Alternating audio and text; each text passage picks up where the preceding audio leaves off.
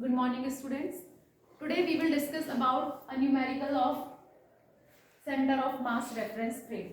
हमारे पास एक न्यूमेरिकल दिया हुआ है जो हम द्रव्यमान केंद्र का हमने चैप्टर पढ़ा था क्लासिकल मैकेनिक्स में कि एक तंत्र के लिए द्रव्यमान केंद्र, द्विकण तंत्र के लिए द्रव्यमान केंद्र और बहुकणीय तंत्रों के लिए द्रव्यमान केंद्र कैसे निकाला जा सकता है। तो यहाँ पे जो क्वेश्चन है उसमें दिया गया है कि show that the total kinetic energy of a system of particle is equal to the sum of kinetic energy of the centre of mass and the total kinetic energy of particle in the centre of mass reference frame.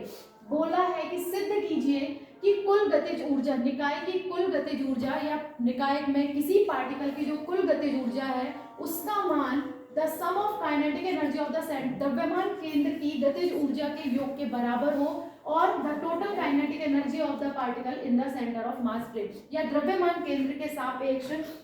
कणों की कुल गतिज ऊर्जा के समान। ये हमें यहाँ पे सिद्ध करना है। सबसे पहले हम इसका प्रूफ बनाएंगे क्योंकि ये हमारे पास जो बात कर रहा है ये बहुकणीय तंत्र के निकाय के लिए बात कर रहा है, इसलिए हम मानेंगे कि माना हमारे पास एक बहुकणीय तंत्र है जिसमें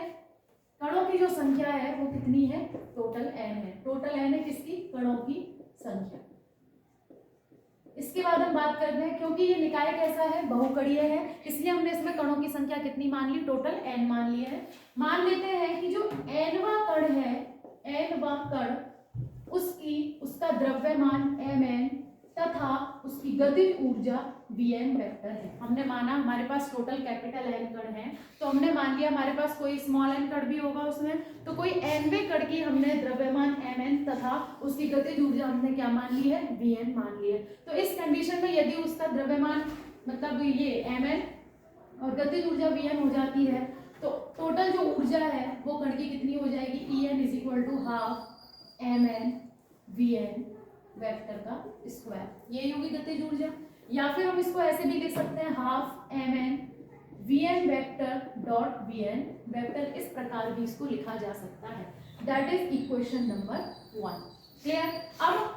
हमें सबसे पहले क्या चाहिए, माना ये जो कण है कण का स्थिति सदिश, तो मान लेते हैं कण का स्थिति सदिश क्योंकि आपको गतिज ऊर्जा की बात करनी है। गतिज ऊर्जा में आपको वैल्यू चाहिए होगी इसकी vn की, ये vn है क्या है, और vn का मतलब क्या होता है, आपका वेग होता है। वेग क्या होता है, dr/dt कह सकते हो, या फिर आप ये कह सकते हो कि विस्थापन में परिवर्तन की दर किसके बराबर होती है, वेग के बराबर होती है, वेलोसिटी के बराबर होती है। नेक्स्ट हम बात करते हैं कण का स्थिति सदिश, मान लेते हैं Rn वेक्टर है। द्रव्यमान केंद्र का स्थिति सदिश मान लेते हैं R वेक्टर नियम है, यही होता है। और द्रव्यमान केंद्र के सापेक्ष, यहाँ पे आपको दो चीज पूछी गई है, कुल जो गतिज ऊर्जा है पार्टिकल की या सिस्टम की वो किसके बराबर है, द्रव्यमान केंद्र के सापेक्ष कणों की कुल गतिज ऊर्जा के समान। तो द्रव्यमान केंद्र के सापेक्ष कण का जो स्थिति सदिश है उसको हम क्या मान लेते हैं, r' n वेक्टर मान लेते हैं। कैसे, फिर से देख लो, ये क्वेश्चन हमें दिया है कि सिद्ध करो कि जो पार्टिकल की, हमारे पूरे सिस्टम की जो टोटल गतिज ऊर्जा है वो द्रव्यमान केंद्र के सापेक्ष कणों की कुल गतिज ऊर्जा, या फिर जो हमारे पास सेकंड चीज क्या दी है, total kinetic energy of the particle in the centre of mass reference frame, या द्रव्यमान केंद्र में जितने कण हैं उनकी कुल गतिज ऊर्जा के योग के बराबर होनी चाहिए। मतलब पहला कण का स्थिति सदिश Rn वेक्टर जो कण उपस्थित है उसमें, फिर द्रव्यमान केंद्र का स्थिति सदिश R वेक्टर Cm, और द्रव्यमान केंद्र के सापेक्ष जो कण है उनका स्थिति सदिश हमने क्या ले लिया है, r' n वेक्टर ले लिया। हम जानते हैं, we know that, हम क्या जानते हैं कि जो r' n की वैल्यू होती है वो किसके बराबर होती है, Rn vector plus Rcm vector के बराबर होती है या नहीं होती है। r' n की वैल्यू किसके बराबर होती है, Rn vector plus Rcm vector के बराबर होती है। इसका हम क्या करेंगे, विद रेस्पेक्ट टू t क्या कर देंगे, डिफरेंशिएशन कर देंगे विद रेस्पेक्ट टू t। करोगे तो कितना आ जाएगा, dr' vector over dt is equal to dr, एक मिनट ये थोड़ा उल्टा हो गया है, डिस्टर्बेंस, कोई दिक्कत नहीं है, ये थोड़ा उल्टा लिख गया है, इसको ऐसे नहीं लिखते। Rn वेक्टर जो कणों का स्थिति सदिश होता है Rn वेक्टर वो बराबर होता है r' n vector plus r vector Cm के बराबर होता है। ठीक है, अब इसका हम विद रेस्पेक्ट टू टी क्या करेंगे, डिफरेंशिएशन करेंगे। तो ये हो जाएगा D R N vector over D T is equal to D R dash N vector over D T और प्लस हो जाएगा D R vector C M over D T. क्या बन गया ये D R over D T, V vector, V N vector, ये क्या बन गया वी डैश एन वेक्टर और ये क्या बन गया वी सी एन वेक्टर। यहाँ से हमारे पास किसकी वैल्यू आती है, v की वैल्यू आ जाती है कि वी एन वेक्टर बराबर V dash N vector plus V C N vector. अगर आप इक्वेशन 1 देखें तो इक्वेशन 1 में हमने लिखा है half M N V N square, मतलब इस वी एन की वैल्यू हम इक्वेशन 2 से रख सकते हैं। तो कैसे रखेंगे,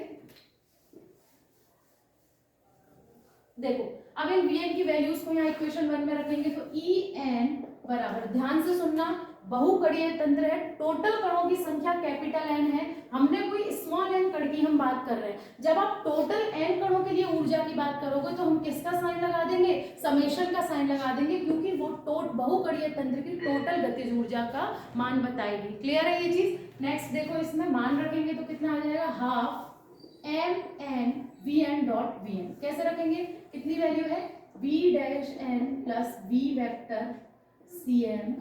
dot V vector N dash plus V vector C N. किसकी वैल्यू आ जाती है यहाँ पे, वी एन की हमने क्या रख दी, यहाँ पे वैल्यू रख दी। अब इसको सॉल्व करो, E N is equal to, ध्यान से देखो,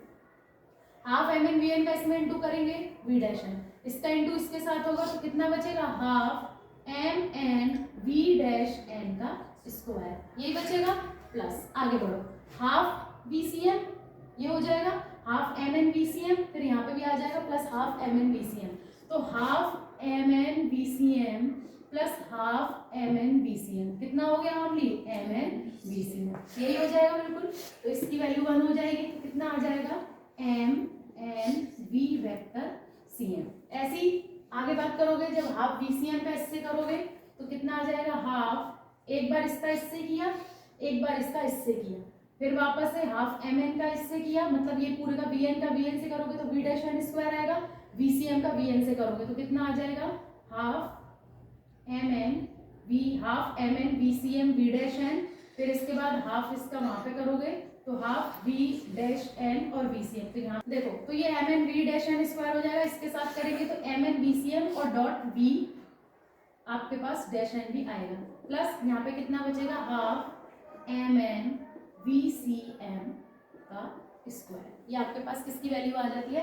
एन कणों की गतिज ऊर्जा की वैल्यू आ जाती है, किसकी, स्मॉल एन कणों की गतिज ऊर्जा आ जाती है। लेकिन आपका ये जो तंत्र है ये कैसा है, बहुकणीय तंत्र है, तो बहुकणीय तंत्र में टोटल पार्टिकल्स कितने हैं, एन है, एक एन के लिए निकाला तो ई एन, जब टोटल एन का निकालेंगे तो ई इज इक्वल टू यहाँ पे क्या लगा देंगे, हम समेशन निकाल देंगे, जो कि स्मॉल एन बराबर 1 से कहाँ तक जा रहा है, कैपिटल एन तक जाएगी वैल्यू, यही तो जाएगी स्मॉल एन बराबर 1 से कैपिटल एन तक, और ये सारा का सारा अंदर इसमें आ जाएगा M N V dash square N plus M N V vector C N, और यहाँ पे आ जाएगा V vector dash N plus half M N V vector C N का स्क्वायर। ये आपके पास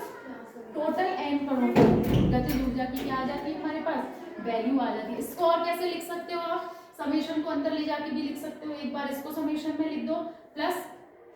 इसको इस प्रकार बंद कर दो जिससे समेशन आपका क्या हो जाएगा, कॉमन हो जाएगा,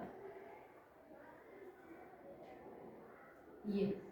ठीक है। तो समेशन को इंटू कर सकते हो अंदर, half M N V N dash square plus summation यहाँ पे ले जाके भी लिख सकते हो, प्लस समेशन को यहाँ पे भी ले जाके लिख सकते हो। तो ये आपका प्रूव होता है, जो आपको क्वेश्चन में सिद्ध करने को दिया गया था ये आपका यहाँ पे प्रूव होता है, ठीक है। Thank you so much. इससे पहले सेक्शन में हमने देखा था कि हमने इसकी ऊर्जा निकाली थी, लेकिन हमारे जो क्वेश्चन है उसमें सिद्ध करने को दिया गया है, फिर से सुन लो एक बार, कि निकाय की जो संपूर्ण ऊर्जा है, पूरा जो निकाय है, जो सिस्टम है, उसकी जो टोटल एनर्जी है, संपूर्ण ऊर्जा है, वो द्रव्यमान केंद्र के सापेक्ष जो कणों की कुल ऊर्जा, मतलब total energy of particles respect to किसके, सेंटर ऑफ मास फ्रेम, और द्रव्यमान केंद्र की ऊर्जा, मतलब फिर से सुन लो,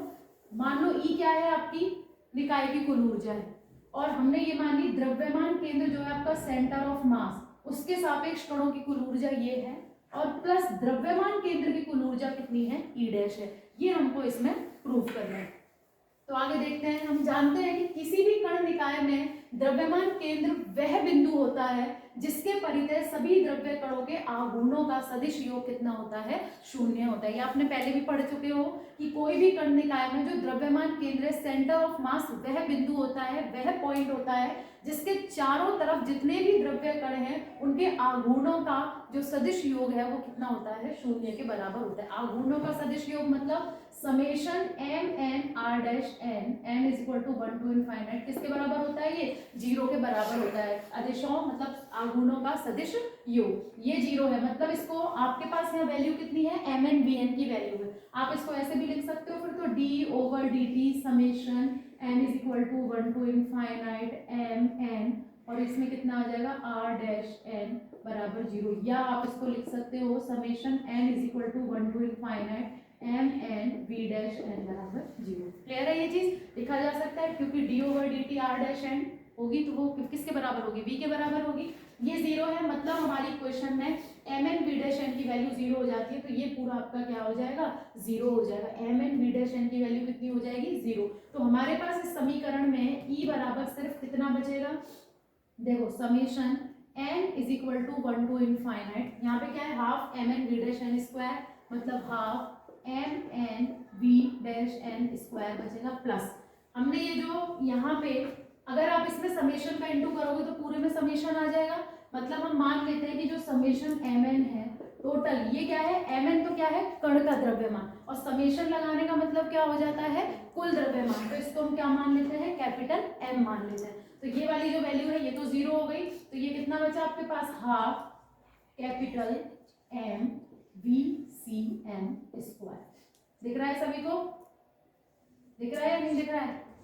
बताओ क्लियर, समझ में आ रही है ये चीज कि ये जो ई है इसकी वैल्यू किसके बराबर हो गई, half M N V dash N के स्क्वायर, अब यहाँ पे plus half M B square C M के बराबर हो जाती है। अब ये प्रूव होता है आपका यहाँ पे कि जो निकाय की कुल ऊर्जा है वो द्रव्यमान केंद्र के सापेक्ष कणों की कुल ऊर्जा, तो द्रव्यमान केंद्र के सापेक्ष कणों की कुल ऊर्जा प्लस द्रव्यमान केंद्र की कुल ऊर्जा की क्या होती है, बराबर होती है। Thank you. अब होगा ये